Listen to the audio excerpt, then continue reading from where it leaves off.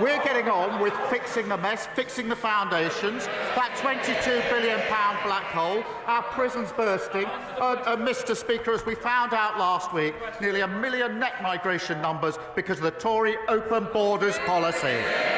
Kemi Badenoch. Mr. Speaker, I'm not asking about migration. I'm asking about the former Transport Secretary.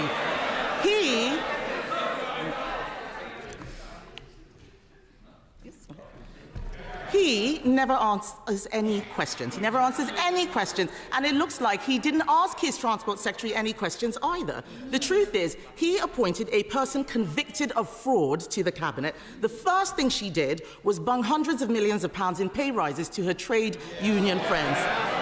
Wasn't this a fraud on the British people? No, Mr. Speaker, she says she's not talking about immigration. I'm not surprised. And I advise her and all of them not to talk about the economy or immigration for another 5 years. Mr. Speaker, he can try and change the topic as much as he likes, but the public are watching. He owes them an explanation. The country needs conviction politicians, not politicians with convictions. Now on to an even bigger fraud.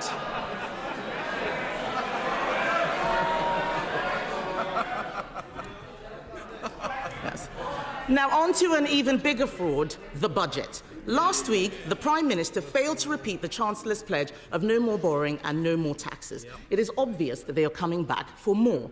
In his manifesto, he committed to making Britain the fastest-growing economy in the G7. Does he stand by his own pledge? Mr. Speaker, I gently remind her that 2 of her predecessors had convictions for breaking the COVID rules. I'd also invite her to look at the OECD report of this morning, which has upgraded growth for next year and the year after, which now puts us on target to be the highest-growing major economy in Europe in the next 2 years. She should welcome that. Mr. Speaker, I saw the OECD report, and what it said was that they will be coming back for more taxes. And I think the whole House would have heard him fail to repeat his own pledge. He can't even repeat the pledges that he made just a few weeks ago. We are here to stop him from damaging the economy, and that is why we are.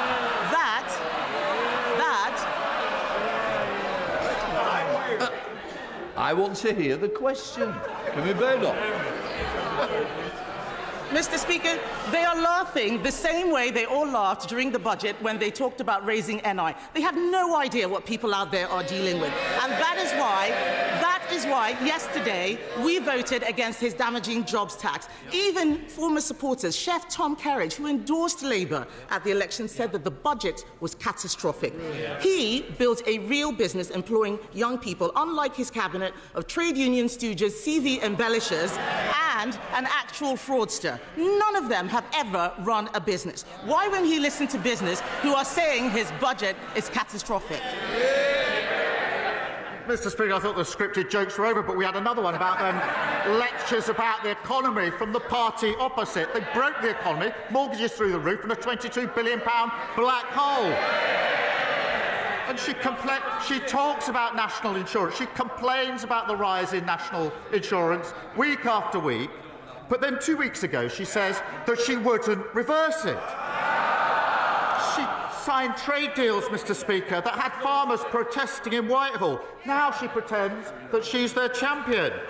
She campaigned to remove the cap on migrant worker visas, and now she pretends she's furious about the open borders policy of the last government.